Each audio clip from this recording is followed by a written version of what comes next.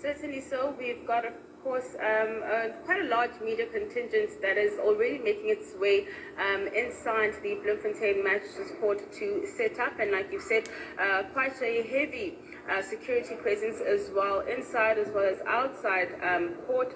As the media, we have to have wristbands to identify ourselves, as well as those that will be attending these bail proceedings. And like you said, we do have Dr. Nandipha as well as another female co-accused that are being transported from Kroonstad, who will be making their way to 2-hour trip for these bail proceedings, these bail application proceedings.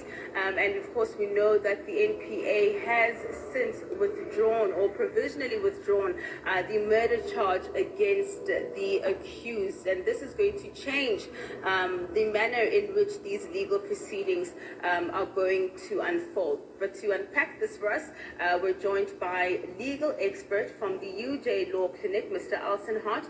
Thank you so much for your time this morning. Let's maybe just explain for our viewers what it means for the NPA to drop this murder charge.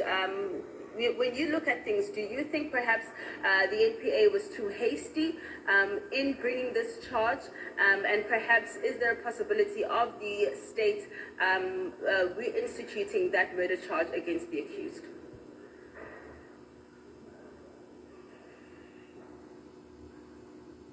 It looks like Alton Hart might have a bit of an audio issue this morning as well, so we're going to work out those bugs in a second. We did see Alton, he is there as well for the moment. Just while we're waiting for Alton just to come in, he can give us an audio test from his side. The other big thing is going to be the dropping of this murder charge, as you say. You were hearing from another expert earlier this morning. It changes the schedule of the offence, obviously, and this could have implications, Slee, on how this bail application goes. You can also, of course, try with Alton Hart again.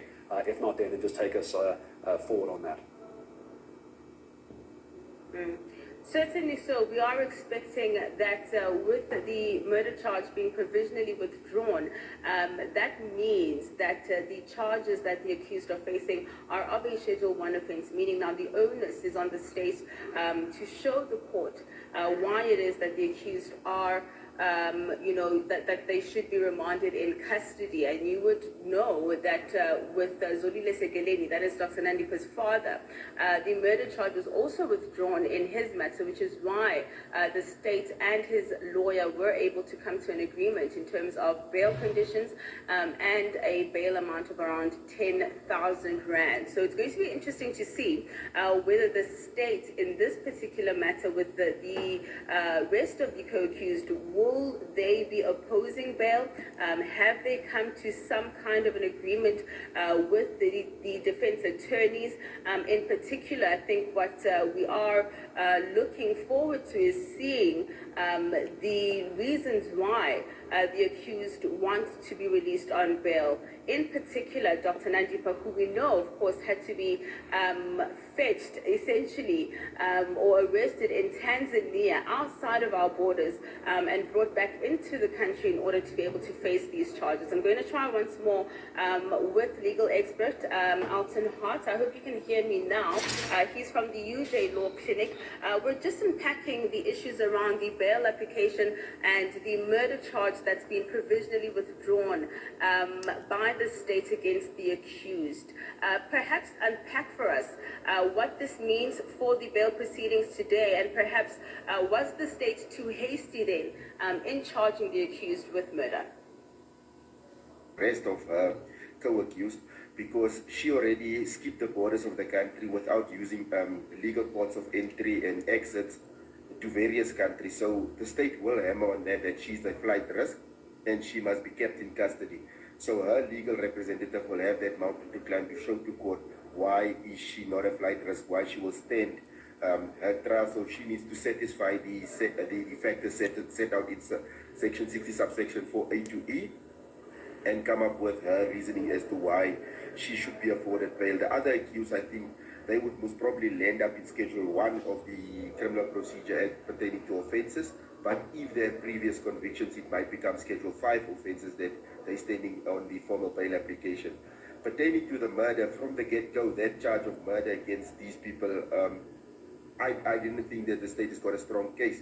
Yes, Because on the evidence that's currently available, it only shows that Dr. Magudumana signed out bodies from the mortuary. So when she signed them out, they were already dead. So how would they prove that they actually murdered the people? So that murder charge was just to sort of make it intense, to say that this is why we are posing the bail application and try and push it into a Schedule 6 bail offense. And I think that's what was the state's intention, to sort of give them time and buy them time to further investigate and get other accused people before court, because you need to also expedite bail proceedings. And I think that's why they put the murder charge on top of that, but it was a weak charge from the get-go. Then let's talk about the accused. We have about 8 people who've been arrested, including Thabo Bester, most of them former G4S employees, as well as, of course, Dr. Nandipha and her father. Do you think there are issues around how this case is going to be perceived if we don't see perhaps more high-ranking officials also in the dock moving forward? We do know, of course, that more arrests have not been ruled out.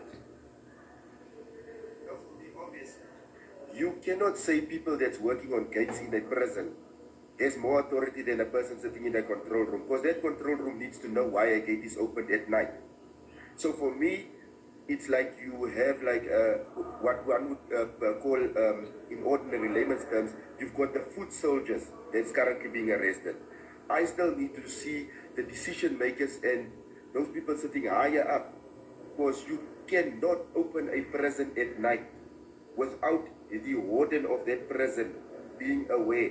And normally these things work like on a 2-factor opening system. People on site will have one side to open the prison, and then the warden or a higher ranking official that stays on the premises will have the other side to open these doors.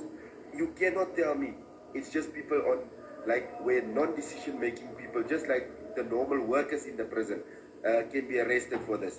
I need to see more people in that dock, because you at least, there must be 30 people for minimum for me in this case. And I see that this case will be prolonged and dragged, and we'll never know the truth until you see some high-ranking officials also being put in that dock to come and say, what did they do or not do on the night that Thabo Bester escaped, or not escaped, let's put it nice, walked out of that prison.